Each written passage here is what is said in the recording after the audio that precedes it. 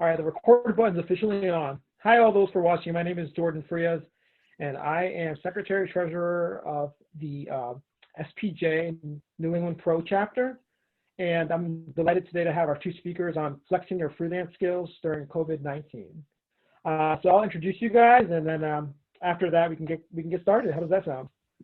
Cool. Cool. So I'm going to start with Boudin Yan. She's an independent journalist based in Seattle, working. Her works appeared in the New York Times, Huffington Post, Science, and more. So her coverage is about science, health, the environment, and human rights. Her reporting has been supported by grants from the Pulitzer Center on Crisis Reporting, the Institute of Journalism and Natural Resources, UC Berkeley School of Journalism, and the Society of Environmental Journalists. Thank you for being here, Wudan. Appreciate it. Yeah, thanks for having me.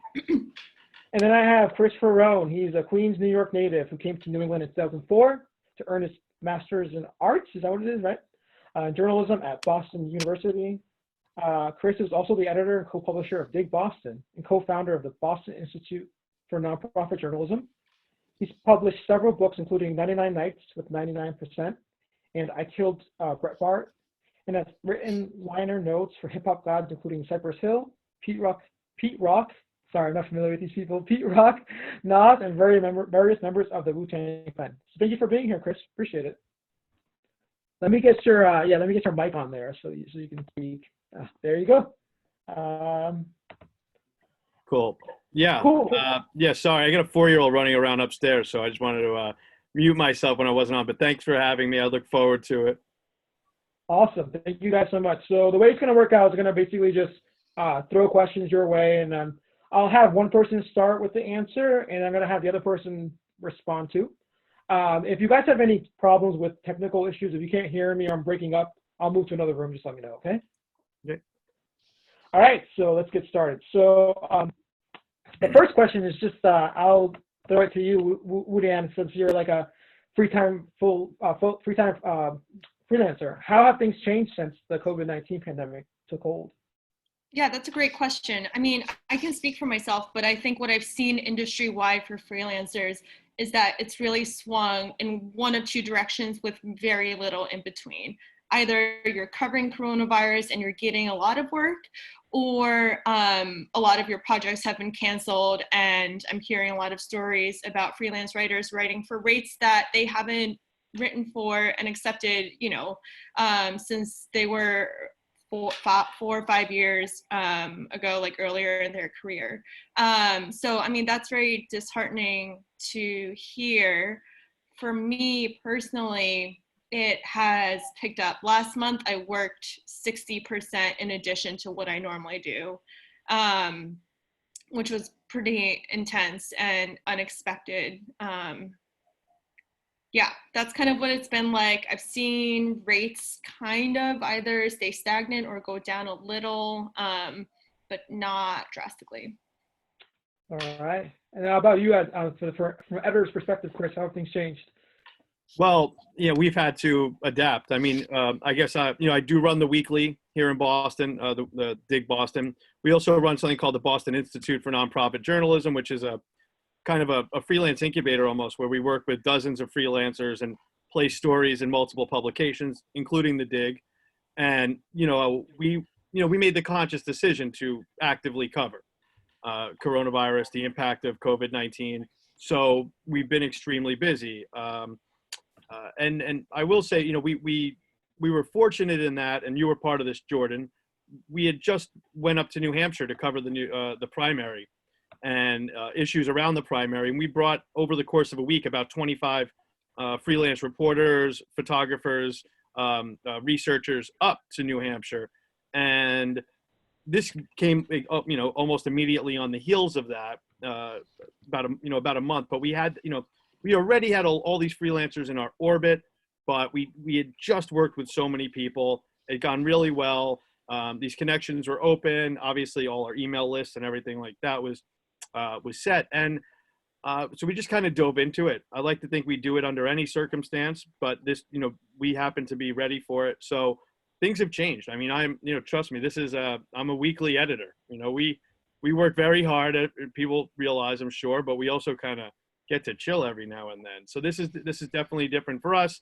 And our, you know, our freelancers are the best. That's our team. That's our crew. And, you know, I like to think we've been understanding, certainly on their side, they've been great about understanding. It took us, I'm sure this will come up because we're talking about freelancing, pay will come up and payments, but it took us you know, having usually paid net 30, it took a little bit to get that system in place. We had never paid digitally before. That was not a huge curve, but when you're talking about dozens of freelancers, this stuff takes a minute to get in place. And we're a small operation, so it didn't just come overnight. But those kinds of adjustments, we're past that now. So now those systems are set up. We can do what we have to do. But for us, it was a complete adjustment from, like, you know, incubator that does mostly long features, 3,000-4,000 words often. Some of our pieces, I mean, have literally taken more than a year to, you know, in some cases with our reporter who covers prisons and parole, she's producing long form investigative reporting on the fly. I mean, I'm talking, you know, not that everything is length, but 3,000 word pieces that I'm taking and editing in a matter of hours, sending it to another editor. That's nuts for us. But, you know, so it's huge adjustments for us, but no complaints. So Chris, do you find yourself taking on new people, or do you kind of go to people you already have established relationships with in terms of freelancing? Like, is it harder for people to pitch to you, or is it easier now? Like, what do you think? Great question, really. So it's not harder. I mean, it's both. So we always obviously go to the people who we rely on. A lot of those are beat oriented. Haley Hamilton, for example, just got off the phone with her. She covers, she's always covered the restaurant industry from the other side of the counter, the bars, the bartenders, back of the house. So obviously a natural fit, right? So she's covering a lot of that, solutions oriented, reporting about what people are doing to help people in the industry. And I can give you a dozen others like that. And then, but on the other side, we actually announced, we're calling it the Pandemic Democracy Project. I think it was like March 15th or March 20th. We put the call out, and it said specifically experienced and amateur journalists. You know, obviously there's not a lot of time to do just, you know, straight up hand holding in this time, but that's okay. A lot of young journalists, college journalists have given us some of our best reporting. Fantastic. They know people we don't know, situations we don't know. We don't know everybody. So we've needed to rely on this network, not just the one we had. And I'll just add on. I don't want to take up all the oxygen here, but I think that yes, it's hard, it's easy to say in a time like this, it's not the time where we like train or hold hands or do that. But if we don't, we're forget about it. It's over, you know? So, you know, we're happy to work with new people, and we certainly have. There's a lot of people who've gotten their first bylines ever with us in the past couple of weeks, and no complaints about that. Honestly, you know, I think people, especially if they're writing for a new place, take it very seriously, check all those proper nouns, right? And the stuff, it's been coming in great. So we're really happy. But yeah, working with both sides for sure. Oh, wow. And full disclaimer, you've been printing some of my stuff, so just want everyone to know. Thank you for that. So Boudin, can you talk about, I mean, how about yourself? Do you find yourself falling on editors you already have relationships with, or have you had to form a lot of new ones with this crisis? Yeah, I'm trying to think. The work for the New York Times, it's either, well, I've done work on two separate desks, the science desk, which I've been contributing to for over a year at this point, and then I contributed some coverage to the national desk as well, which was new to me, but that was through a connection, and it went pretty smoothly. I mean, I think, you know, from a business perspective, and I think a lot of people here might know that I take the business of this pretty seriously, it's best to work with people who you already have a relationship with. You know how the editing process is going to go. You know they're not going to bullshit you. Sorry, it's on the record and I curse, but that's public information anyway. Yeah. Yeah, and you waste less time hearing back from a pitch, which I think can be a really big time killer. So I have worked with editors who are new to me, but they know of my work. So at what point do you really consider somebody, I'm not cold pitching somebody I have no relationship with. In some cases, new editors have reached out to me, and then I have to like do my own vetting process too. I think that's like something that's difficult to remember in a time like this, that like we are all, the relationship between a reporter and an editor is a relationship. And like you kind of want to make sure that it works just as well for you as well as the publisher. And what I mean by that is, are they paying me a fair rate? Are they gonna like dick me around during edits? I think these are all important things to consider. And I'm somebody who, even in times like this, do a lot of research on what to expect with new publications and new editors. Well, my next question, I guess, is for you, Chris. How do people get your attention during this pandemic? I mean, if someone wants to just cold pitch you and they've never done it before, how do they catch your eye? How would they go about that? All right, yeah. So, first I'll say, the way that we really have a network kind of going. So a lot of the people who come into contact with us, sure, they're cold pitches, but they're also because of networks like SPJ and the Freelancers Union, where people, meet each other and say, okay. And so with this, I hate to say it, but a few of the people who have come into contact with us is because, the place they were writing for a lot is either gone, not doing right by them. Somebody, in one case, an editor is completely missing altogether, even though the place is still publishing things. So, we pay a decent rate, not the best, but we like to think of ourselves as, all of the people who run Binge, my nonprofit, are, we all come from this. We all sometimes even still freelance ourselves. So, we really try to, play it on the up and up and keep in touch with people about stories, the little things, even when people email us, and even if I can't edit it right away, let them know that we got it. So I like to think, because of those little details, that's why writers are often telling other writers they should get in touch with us. We're pretty malleable, and I like to think easy to work with. But as for like what you do to get our attention, I always tell people, like, I don't care what kind of connections you have or anything like that. I need the pitch. I need the story, and it has to be unique. So I know the people on this call are already freelancers. I'm not talking to a college class where, but obviously the basic thing always comes down to is like, read our publications, see the work that we've been doing, so on the weekly side at the Dig, you can see right away, we're an alternative weekly. We like to kind of be ahead. So, you never want to say in a pitch that this was already in, say, the Boston Globe or, a larger publication. So I think it goes back to a lot of the basics. So I like to tell people, especially like in this situation, with coronavirus, the world is a lot less visible, right? So we're in these kind of already in our social media cocoons, or if you will. On top of that, we're not seeing as much physically out there. We need more people. We need more experiences. So I've for those who have just kind of hit us up, like, we want to be involved, we don't exactly know how. I've just been like, what have you seen? What is your experience? Some reporters are having, there's some I have my own laundry at my house. I don't know what it's like to have to go out and do my laundry in this nightmare.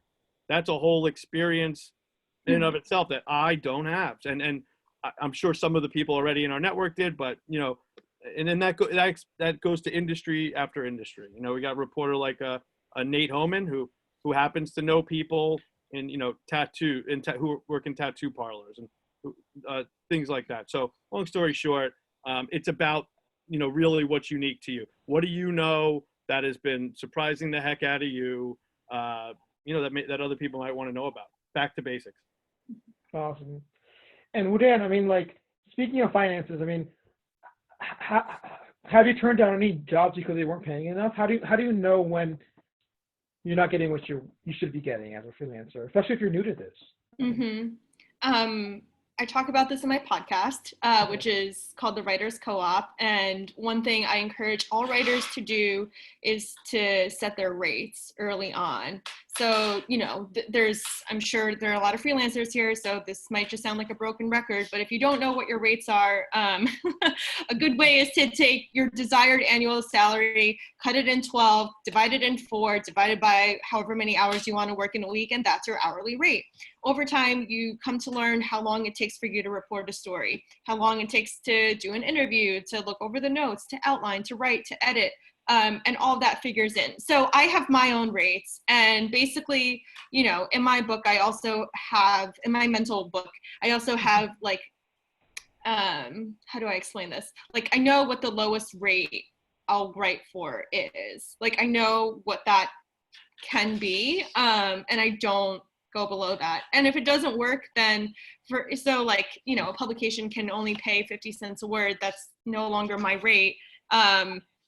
For a really in-depth story, for instance, I'll be like, for this assignment, no, but if this is your rate, like, I'll keep that in mind as I continue to pitch you stories that I can accept an hourly rate for. Does that make sense? Because I think more in terms of hourly rate than in terms of per word rate. Awesome. Well, I guess my question to you is, I mean, I guess if someone is like worried about organizations being like strapped for cash right now, I mean, people are getting furloughed, people are getting laid off. I mean, how do you go about making sure you get the right rate without sounding like you're being annoying and like not taking into account the financial struggles newspapers are having, you know? Mm-hmm. Is there a fine line between that, or? It's interesting. I think it depends. I was just on another call about pitching over the weekend that Tim Herrera of New York Times Smarter Living's put on. And he basically said, and Chris, you should speak to what the budget situation is like at your publication too. You know, Tim and the other guests were basically saying, you know, this publications will have a rate, but there's also cushion in their monthly budget, it sounded like, and it's just sitting there waiting for people to ask for more. So even if you ask for like $50 more or $100 more, like, it might be doable depending on what time of the month you're asking. He was like, well, if our budgets recharge every month and somebody who's asking for more earlier in the month, like, if they ask for it first, we can just give it to them, whereas we might be a little more strapped later on, which I thought was really fascinating, and I hadn't heard about that before. Did that answer your question? Yeah, it's a great answer. Yeah. Okay. Thanks. Yeah, of course. And I guess, sorry, go ahead, Chris. I was gonna say, for us, since we're like, you know, mostly, you know, we started more as a long form incubator, doing this like day to day, you know, 800 word, 1,000 word pieces is fairly new to us, though we did do kind of stuff like this in New Hampshire. What we did was, when we announced that we were doing this project, we said at bare minimum we're putting 10,000 on this. Our floor, you know, our floor for, you know, say you're doing something where you're just like interviewing one person, that's $100, but it's $100 to $200 range.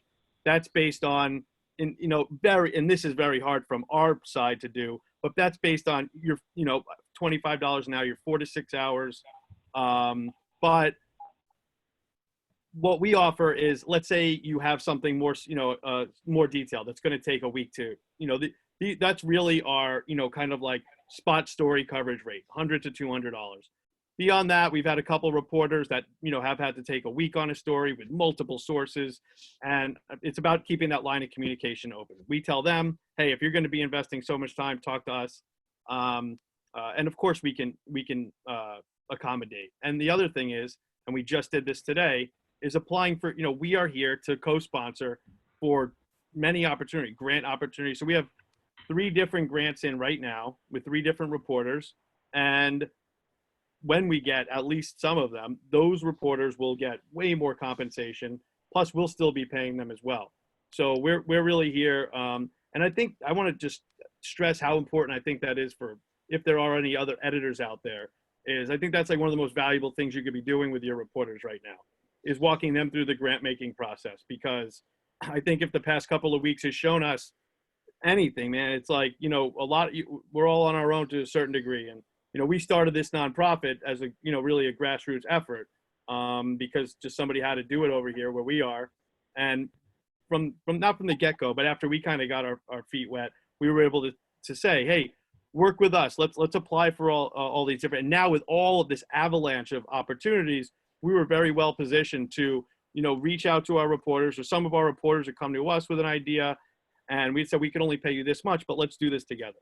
And I'll also say one more thing, and I think this is critical, is we do have quite a good number of reporters with significant financial hardships. And, we're a small operation. This is like, last year, the nonprofit did with $200,000 altogether. We can only do so much, but what we have told those reporters, those researchers, is that, we can't do everything, but one thing we can do is promise people that, if they want to file at least one story a week, we're there for them. And, and I don't think I have to tell a chat room full of reporters that nobody's just mailing it in. People are working, but that's the least we were able to do. But yeah, our rate for, going out, reporting a story, or, single, or maybe, a couple subjects, is $100 to $200. Thanks, Chris. Mm-hmm. Wudan, can you talk about like any issues getting in touch with, media people or PIOs? I mean, are they more willing to talk, less willing to talk? What's been your experience? It's been a really mixed bag. I think, good media relations folks will, it's been really, really mixed. The reason I say this is because some PIOs will just put me in touch with the person I need to and like get out of the way. That's kind of what I prefer in such a fast-paced environment like this. Others like feel the need to reschedule calls incessantly, be on the call. Like I know everyone has different preferences, but for us, and I think for everyone, like time is really precious. There isn't enough of it. As reporters, we kind of want to get moving as fast as possible. It's been a really mixed bag, and yeah, I've had some interesting experiences lately. But they're also for stories that are not about coronavirus. I just think it's interesting how, depending on how relevant the story is to coronavirus, how quickly people can work. But, I've been on the coronavirus reporting train, so I kind of like have an expectation of how fast things should go. And when things go remarkably slower, I'm like, wait a second, why is this so not streamlined? Yeah. Well, how do you adjust to that? How do you make it so you don't come off annoying where you're like trying to get in touch with somebody so much? That's just like an everyday skill, but. Oh, yeah, one of the hard things I will say is like, everyone's office number that's listed on their media's relations page, like you don't use them anymore. Like I need your cell phone number, put it in your email signature. So like that's been a challenge. So I kind of like have to know people. You can prod them on Twitter. I'm in some Facebook groups where there are lots of PIOs.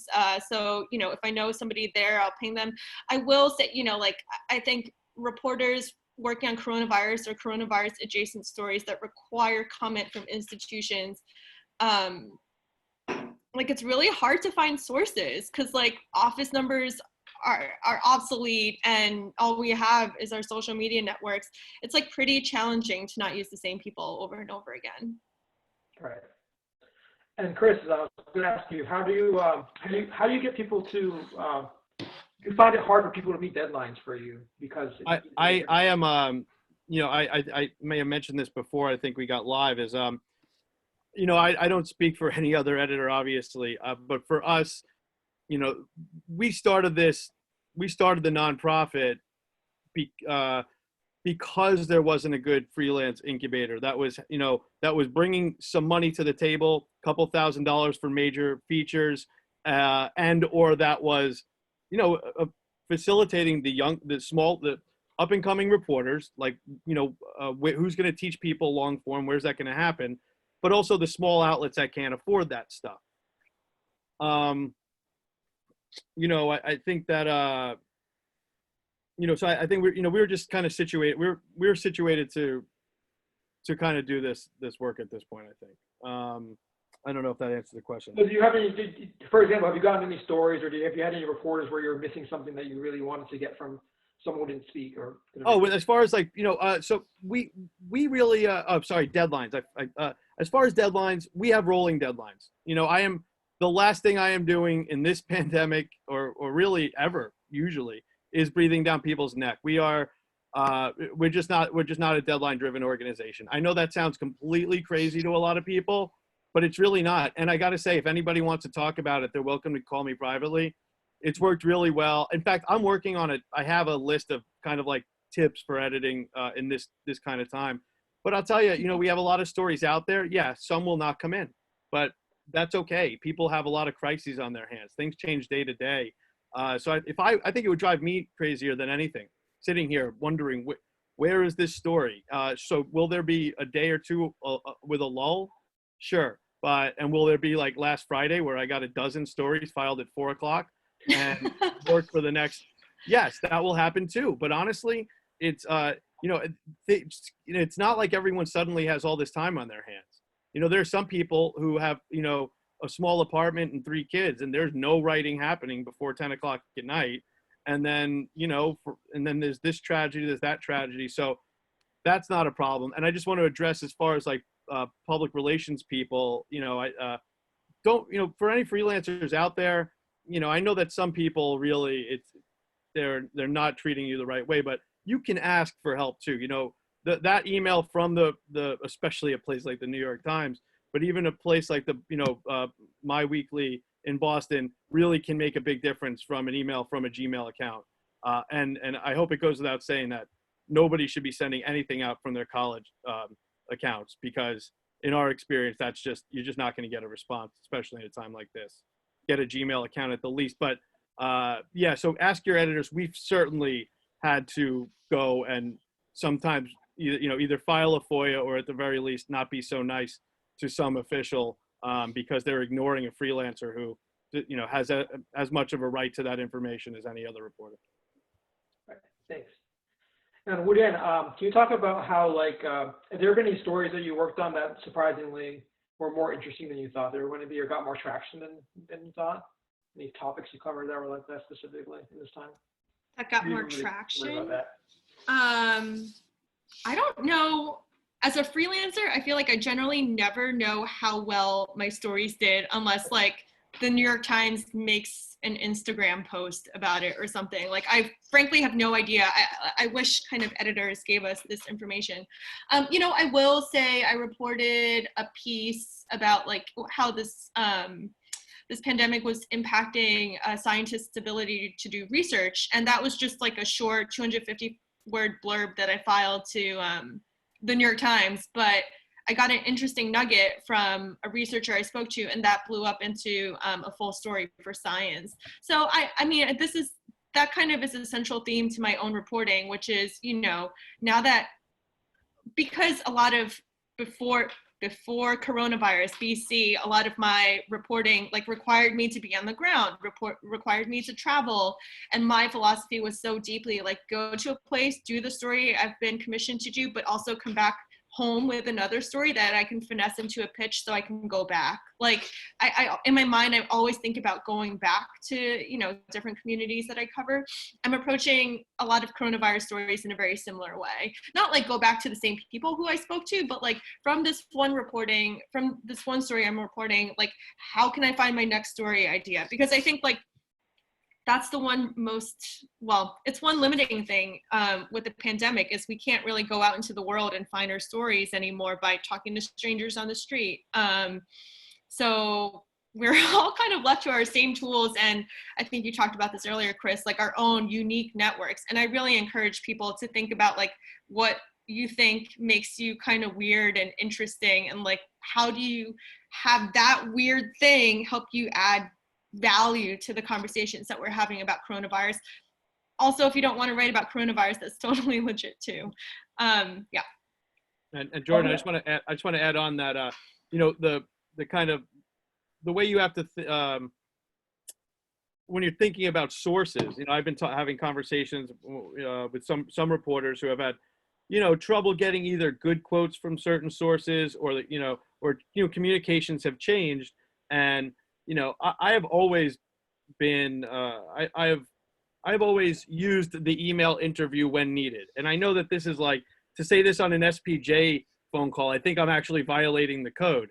But I can't, you know, I'm not saying this is my go-to. Of course not. I'm the guy, I love getting out there, being there. That's why I do what I do, you know, so I can, you know, so you can get there. But that's not possible now. And frankly, whether it's because the person has kids running around, they can't talk on the phone. There's a million reasons, though. I mean, email interviews, and sometimes they'll be terrible, but it's a decent starting point.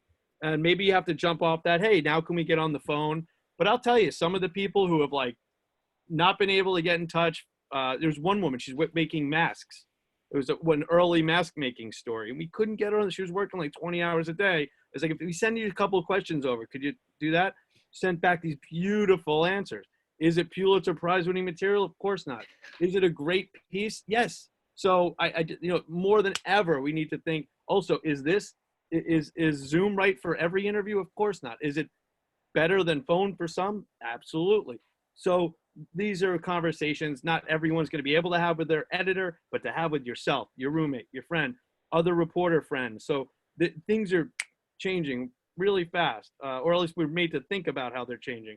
These technologies were already here, but that's certainly something that's coming into consideration more than ever.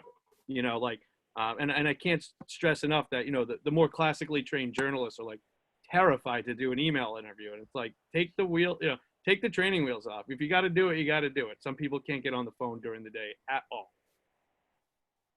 That's a perfect segue. I was going to actually ask about that. Ask about ways you conduct your interviews. Are they different than usual?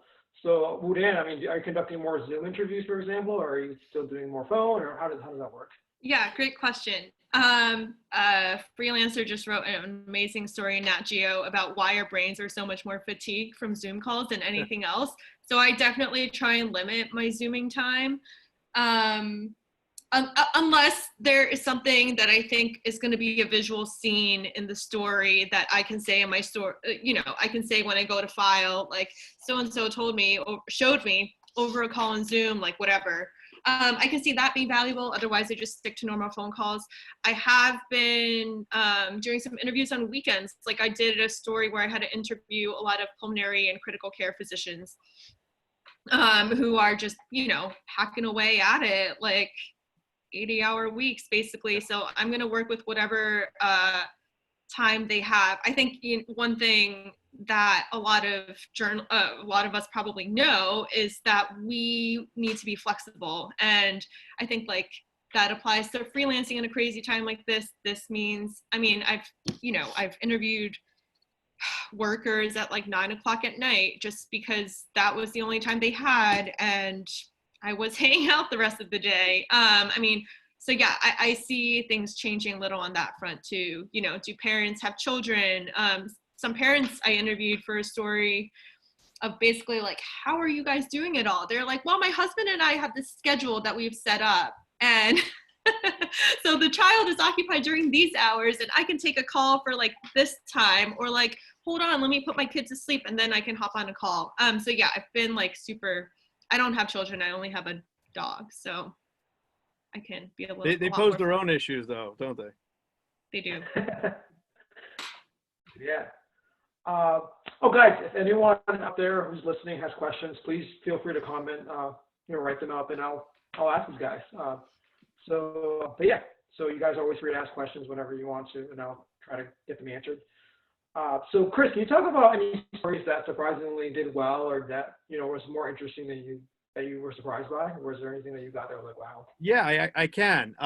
So I'm not a huge analytics person, and I'm kind of sometimes I feel like it's the reason I went off and did it, worked independent, because I don't want to look at dashboards or have my reporting guided by them. With that said, the traffic is just so through the roof that I have been looking just to see what, I'm interested on the engagement side. What do people want to read? That doesn't mean I want to necessarily always service if it's lowest common denominator. But what surprised me was, for the first month, let's say, usually the stories that are close to my heart about people experiencing homelessness and houselessness and housing insecurity, stories about, I personally have reported a lot on, prison system over the years, parole, and certainly our nonprofit, and my weekly does a lot of that. Those stories, stories about the immigrant community, those stories are, I'm sad to say, people don't share them. People are, people don't read them as much. They don't share them as much. They don't spend as much time on them.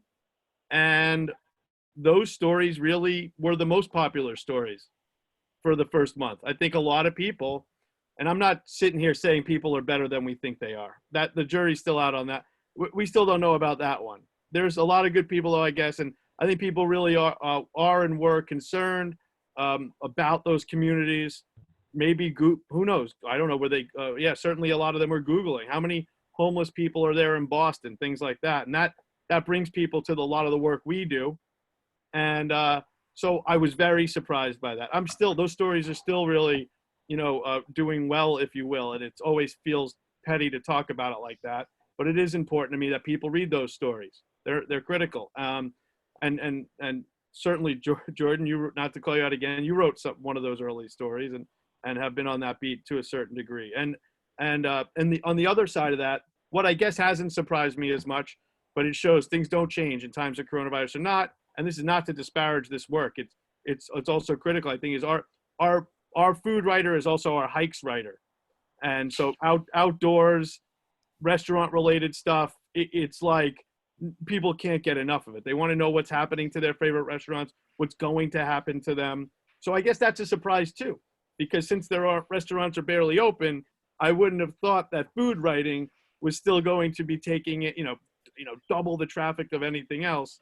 But nope, I'm wrong again. That's why I don't try to predict these things. But that's what's gone on. So that, I guess, surprises across the board. People are still reading the stuff they read, and they're also reading the stuff they didn't read. All right, we got a couple of questions coming in, actually. This is great. So this one's to Wudan. Take on sending a pitch in multiple outlets that is COVID adjacent. Is that a good idea to send it to multiple outlets? Yes or no? Depends. Depends on, I know, with coronavirus, if you have a coronavirus angle, everyone's going to say that it's a time sensitive story. Yeah, I am a simul pitcher, but I also haven't really simul pitched during coronavirus. And that's either because editors are soliciting me for ideas, or I kind of find a story idea and I know the perfect place to bring it to, that I'm gonna get a fast response and it's gonna be a pleasant experience for me doing the story, working with the editor, getting paid. If you are simul pitching, I will make it very clear in your pitch. Say, because of the time sensitivity, because this is an event that is happening in 2 days, I need to hear back by end of day. I think that if multiple people are interested, then it's up to you. I think this is kind of when freelancers start to shift the balance a little. You have a story idea, that is what you're trying to sell. So basically all the editors who you're pitching to are going to try and bid on it. So I think that's actually a good thing. But yeah, make it very, very transparent, or else you might burn some bridges in there.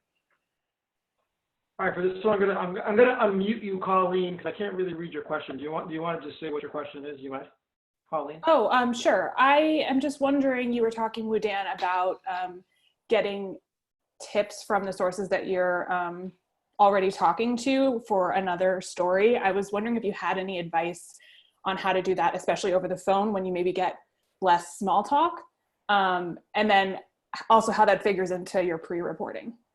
Sure. Some of this, yeah, I don't do a lot of pre-reporting these days. Sometimes I'll take a quote that's really interesting that somebody else told me on the call, do 10 minutes of searching to see if there's a there, and then I just build that quote into my very fast pitch for my next story. If you are really looking for story ideas, I mean, I like to think that a lot of us do this at the end of the call. Ask, is there anything else that I missed? But in this case, I think a good question to ask would be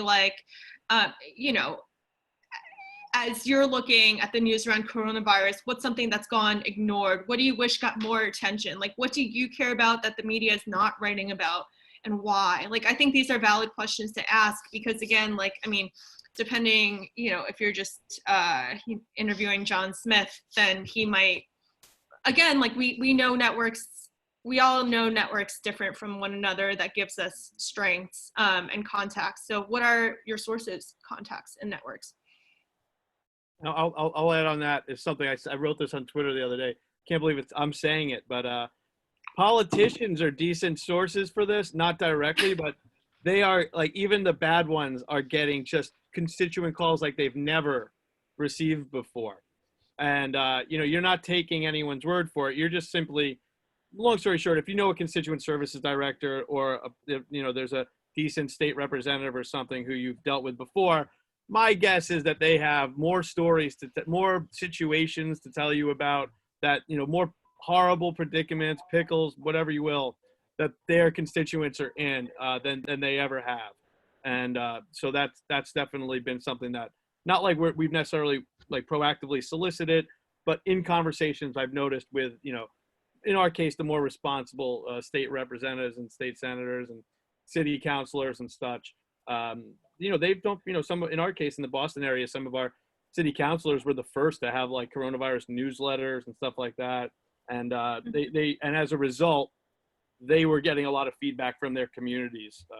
And so those can be definitely good places to mine. All right, thanks for that question, Colleen. So for this one, I'm going to start off with Wudan, and then Chris, you jump in after. This one's from anybody. It says, there's probably a lot more freelancers out there with all the layoffs and furloughs.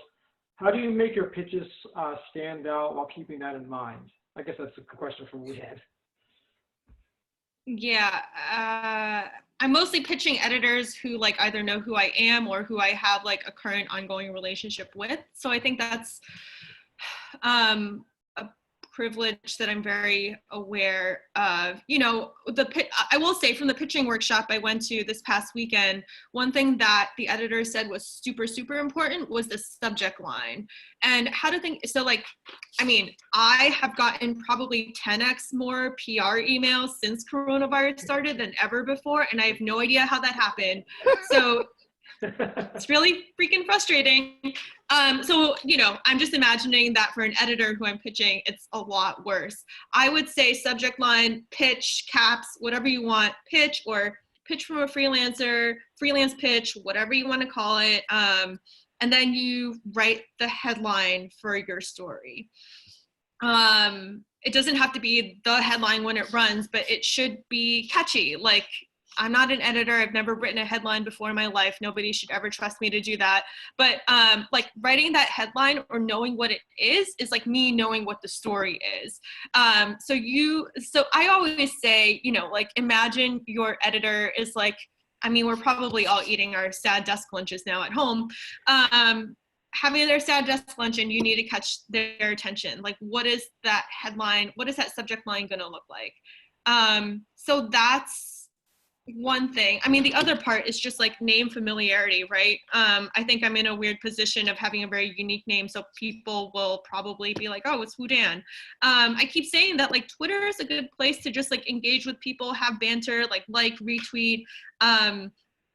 If you're trying to break into a publication or form a relationship with an editor for the first time, like the analogy I usually come up with is we don't like to pick up for people who are calling us whose numbers are not in our phone books. So how are you going to build familiarity of like your name in like somebody's Twitter notifications or their inbox? So I feel like that's like the best we can do in terms of networking these days.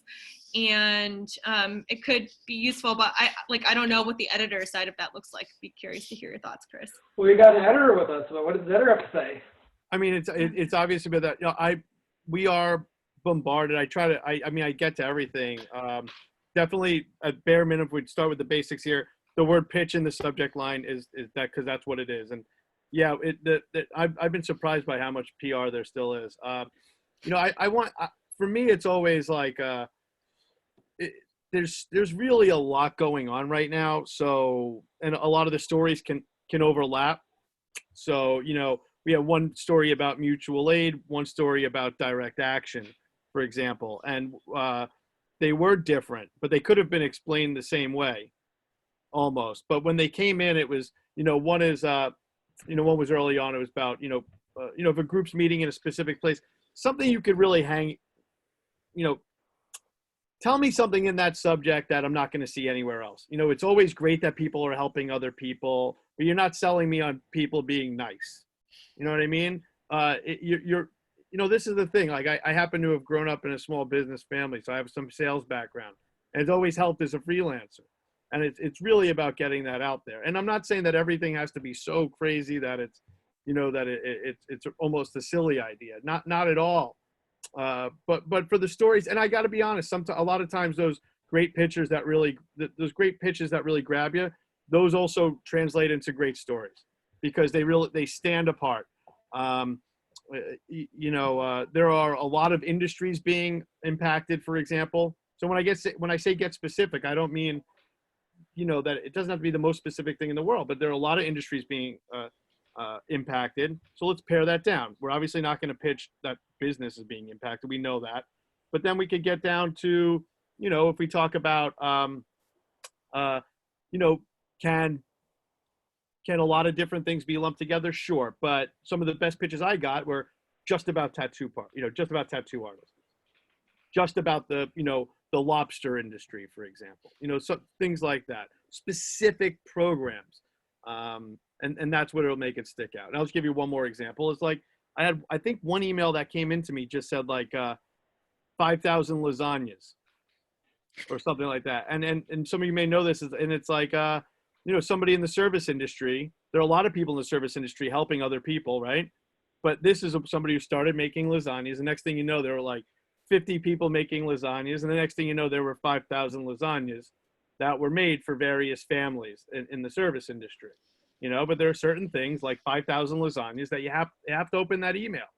You have to see what's in there. What is this person talking about? So that's what it is. As much as we don't like to cheapen what we do to, you know, to car lot sales, sometimes that's what it is, just to get that email open. Awesome. We're still taking questions, guys. If you want to, you know, chat some in, I'll read them out. I guess the question to ask you guys is kind of social media. How do you guys make use of social media during this time? Has anything changed from your point of perspective, Chris, in terms of the big account or the binge account? Or I mean, I'm a bad example. I used to be a wild person on social media. I still have my opinions and stuff. So I've never really played by those rules. I'm probably the worst person to ask. I've probably lost gigs because of social media. Nevertheless, I don't mind being, you know, contacted on social media. It's there. It is interesting, you know, sometimes it will help. Let's say if somebody's in the same social, you know, this is speaking as a local editor in particular, it does help sometimes if somebody's active on social media. So say they're in or around the same bubble that I am in, and I know that, and I know they're a freelancer. Maybe I'll be like, you know what, you know, this knucklehead that's making all this noise about something, go take a look at that. You know what I mean? So it's that level of familiarity. I'm not saying that people should spend their whole time on it. But I will say one more thing about social media is like, you know, more than ever, we can, if there were any editors out there who considered social media to be, you know, something tangential or something for, you know, child's play, it's over, right? It's that social media is basically the world right now. Mm-hmm. So those of you who, the freelancers among us who can really spelunk, who can really, you know, mine those places and come up, see great things. You know, some of my best reporters, Sharday Jobson is someone I could think of right now. She sees things, you know, people, for example, right now, businesses that are coming up with very creative ways to sell things and that are using social media, not just to do the selling, but to show people what they're doing. I'm not looking at every boutique in the greater Boston area. You know, I'm looking at the things, hip hop, I'm looking at the things I like, you know what I mean? Like, so that's why we need freelance. That's why freelancers are the lifeblood of journalism, because of the range of experiences. And so that's, you know, so people should really be, don't ever feel bad about, you know, sure, you shouldn't be looking exactly where everybody else is, but, you know, from Reddit to Twitter, and so that's where a lot of action is. Just because it's there doesn't mean people know about it. The New York Times will, no offense, you know, they'll figure it out, you know, hopefully weeks after we do. You know, that's the idea, right? Is to kind of be that next step right after it happens. But you got to be there to see it.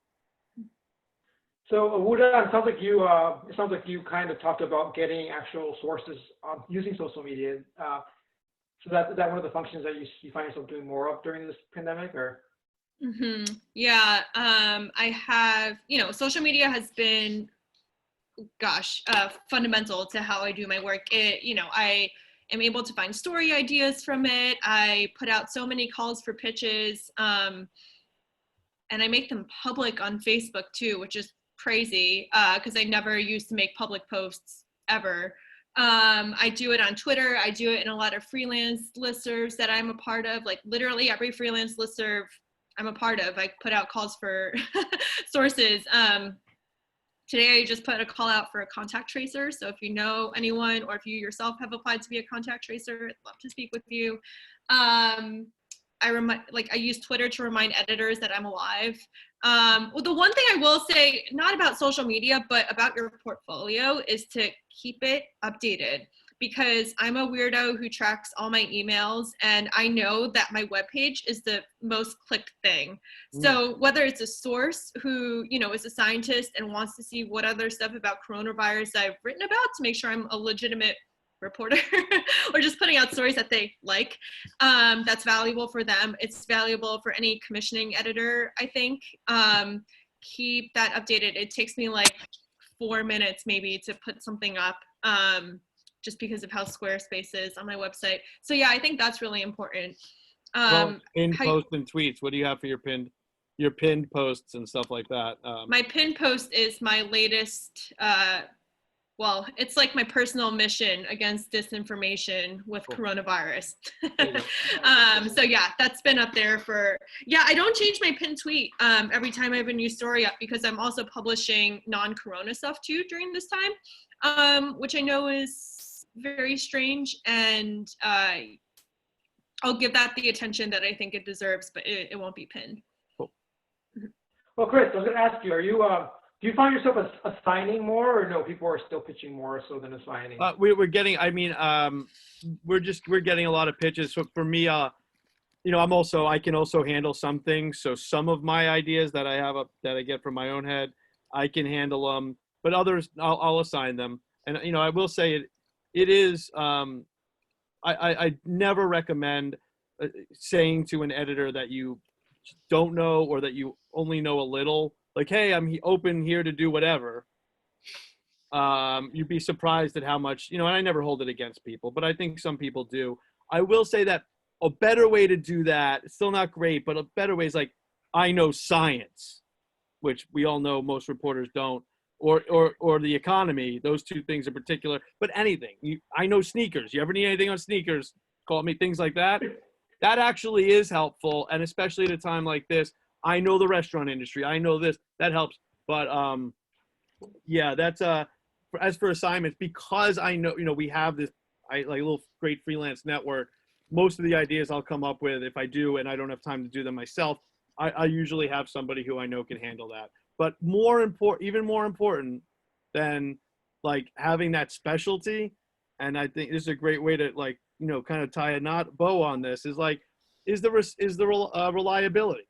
So sure, we're not deadline oriented, but that doesn't mean that some people don't do a better job than others of, putting a package together, not having a lot of extra, questions that I still have to ask and things like that. And that's okay if we go back and forth, but as far as like obvious stuff that you knew I was going to ask, that's what's most important, to get deliver a good product, timely fashion, the way, don't be defensive. If there are legitimate, criticisms and corrections, those are the most important things after your initial story idea, I'd say. But really every editor is different. Like I said, I actually come from the other side. I know a lot of editors pretend that they were writers, but they weren't. I was an actual freelancer and staff writer as well. I've done both. But as a freelancer, there were years where I produced well over 100 published pieces, many long form. So I've been on both sides. I like to think that I'm not just saying it because we're on this call. Like when we started this, we said we're gonna do things better. We're gonna give advances when somebody has to work on story for a while, things like that. So unfortunately, I don't necessarily think that our procedures are what everybody's up to, but everybody's different. So that's definitely something to keep in mind. So, I mean, it looks like your site is just focused on COVID. So if someone were to have like a non-COVID pitch, would you take it though? Or, I mean, Me? yeah. I mean, not really. I mean, we're getting there, no doubt about it. But don't forget, we had about 15 to 20 long form features in the works that were not coronavirus related. Right. And, it's taken some time to even just to get through those, see where people are, compensate them if they had work done already, make sure they don't get lost. We have an editor, Nicole, who is really just working on those stories. So we still have a pipeline. I'm not necessarily going out of my way to add to it right now. Again, that's really just very specific to our organization. And like I said, we're a very small organization. So for us to do the work we've done, 100+ stories on COVID, has been an extraordinary change and reach for us. So, there are many reasons. But honestly, and before I said I'm not a clicks person, but the truth is that anything that's not COVID on our site will fall flat completely right now, and nobody wants to read it. So, and I guess another part of it's natural. A lot of stories are COVID stories now, even if they weren't, right? Or have to be reconsidered.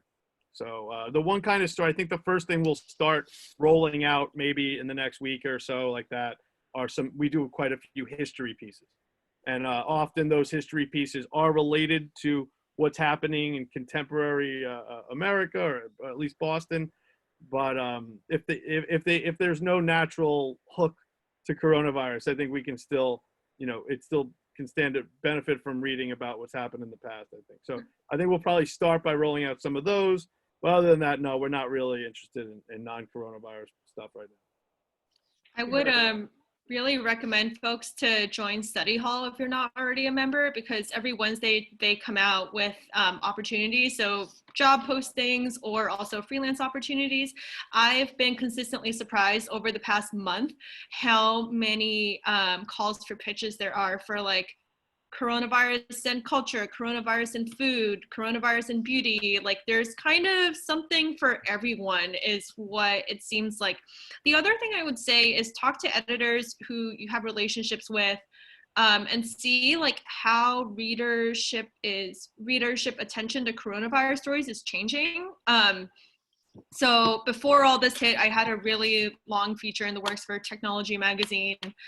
And then they had to pivot real fast and be like, oh my God, our next issue has to be about coronavirus. Can you do something real fast?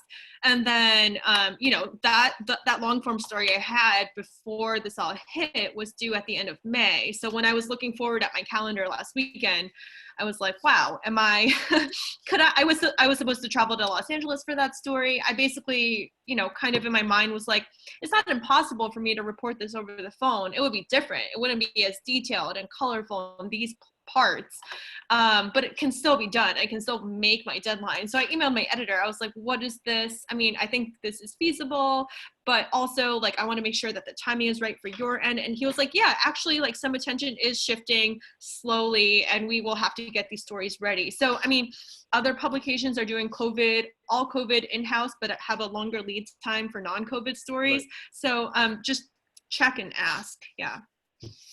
That's sound advice. So the numbers are dropping. Looks like we're running out of time. Everyone's getting a little. So I'm going to end it with the last question of just, I guess, first question I have is for you, Chris. I mean, how do people pitch to you? How do people get in touch with Dig and Binge? I'm going to throw my Binge email in right here. You can email me directly. I'll put it to everyone. And really, I'm just looking for those like. I cannot stress enough, please just spend a half hour when you're watching. Well, I'm not going to ask for a dedicated half hour. While you're watching a cheesy sitcom, spend a half hour reading through our stories, just see what we're doing. And, I would say that more than usual, you will see some stories that may have also appeared in a more, traditional publication or just, somewhere else, because we are covering, COVID from soup to nuts, but really try to just get an example, just try to get a taste for the stuff that we're looking for. You'll see it'll really pop out, pop at you. But when we say, the cliche is like, populations that aren't being covered, that people aren't paying attention to. Of course, absolutely. That's our bread and butter. But think about that doesn't just mean the population we usually talk about. So of course we're covering communities of color, seniors, young people, right? Schools. But it's just right now there's a lot of others. So for example, everyone's writing about restaurants. Who's writing about the back of the house? Okay, things like that. So for us, it's really that extra thing. And often it's stuff that editors at larger publications don't want. Don't just give us your trash, but basically, really things that really are too niche for other places, are or maybe a little too, so-called alternative. That's what we're looking for. But we work with a number of outlets. So somebody may come to something with us, say, that's in a certain neighborhood, and we'll link up with that neighborhood outlet, and we'll fund that story. Yeah, I was gonna say, before I go to the last question for Wudan, how are you doing financially? If you guys don't mind, if you don't mind asking. Oh, you mean as an organization? Yeah. We're okay. We're okay right now. We already had our funding for the year, so it's not we don't go direct. We're not reliant on the regular but the economy, what's happening day to day, does not necessarily impact us. Of course, we're raising money from people who it does on the nonprofit side, but there's a lot of grant opportunities. We've had funders step up to the plate. On the for-profit side, at the DIG, we have also actually started asking for donations, which is a little different, following The Stranger in Seattle, and there are several other weeklies that have done it in the time since. There is zero advertising revenue on that side right now, which is frightening. I guess it's one of the reasons we started a nonprofit years ago, is to kind of do the reporting that couldn't be afforded, that the weekly wasn't able to afford in the first place. But so that's not necessarily promising. But the fact that people have really stepped up to help the weekly keep going is promising. So I'm not here to sing. I'm not here to cry about finances right now. We have the money to move forward and to do the stuff that we have to do. And it's enabled us, like I said early on in the call, it's enabled us to really operate more like a daily than, a weekly, and or if we're talking about the nonprofit, the incubator. This is totally new for us, and we're equipped to do it for a while. Well, I'm glad to hear you're doing okay financially. Thanks for that. So the last question I have is for you, Wudan, just before we close. What do you say to somebody who's maybe a little worried right now financially? Could they find freelancing now to be a way to stay, financially stable at this time, or from a personal aspect, I guess? Yeah, it's great question. I'm bringing kind of my own personal bias into this, because when I was first getting started, I didn't go to journalism school. I didn't have any of these contacts really. So what I did was give myself a grace period of about a year, and I worked as a academic SAT, ACT tutor, living in New York City and making contacts and pitching like in the mornings before the kids get out of school and I gotta drive to meet my clients. I don't think there is any shame in pivoting away from journalism during this time if you're just not finding it working for you financially. For me, like having enough money to pay my bills and live the life that I do, that has always been a priority over the work that I'm doing. Maybe that's a very immigrant working class mindset, but that's the world that I come from. And I think I'm very practical that way. Again, we all have our own expertises. Maybe a family needs a history tutor. Maybe families need writing tutors. Think about ways to better leverage your skills and how you could apply them to be different things. Maybe a family member needs a babysitter. I don't mean to, I don't mean to be depressing in terms of being well, if you can't find money in journalism, I don't think there's any shame in moving away from it. I think, if we're to study trends, a lot of publications closed during the 2008 recession. We know a few things about the journalism industry, that it's incredibly volatile, that legacy publications will mostly stick around, that VC funded ventures and publishers it's very boom or bust. So, I think I'm not going to make any I have before publicly. I'm not going to make any predictions on what publications are going to survive or how long I think this is going to be, but it depends on what your priorities are. If you need money, I think there are ways to do it. I've actually seen some people land full-time journalism jobs during all of this, and I think that's really kind of incredible. So I think there are opportunities. I think, you know, now I keep saying that like coronavirus is a really good time to practice non-attachment, like whether that's non-attachment to the stories you were doing that involved travel beforehand, before this all hit, whether it's, you know, the idea of the person you thought you would be when you're 30 or 40. I mean, this thing has upended a lot of our lives. I think it's natural for us to sort of recalibrate based on what our needs are. So, I mean, those are some other ways to make money. I think one thing I've been doing is outsourcing some of my transcriptions to people, because it'll give them money like directly because I pay them on Venmo or PayPal. It's me, you know, like a lot of these story fees that I'm still really fortunate to get, like will allow me to, or either they'll like allow me to expense it. But yeah, I want to pay that forward. For people who are just starting out, I think a really great model that we can bring back with college, with summer internships and stuff is the apprenticeship model. So, you know, if you're just starting out, look to see like what writers in your region like might be working on a book, which people make very public on their Twitter bios. Like look for that. And, you know, if you want to learn more about the trade, maybe they can bring you on as a researcher. I think there are ways to get really creative with this. I mean, is it going to make you an income that can support a family? Like probably not, but you know, depending on where you are professionally or financially, like I think there are some options. Yeah. Awesome. Well, thank you so much, guys, for your conversation. If you guys have any questions, the audience, please feel free to comment on our SPJ page, the Pro New England Chapter page. I put some stuff on our event page. You guys, Wudan and Chris, feel free to throw some stuff in there as well on the event page so people can get more resources. But I want to thank you guys so much for your time, everyone else for tuning in.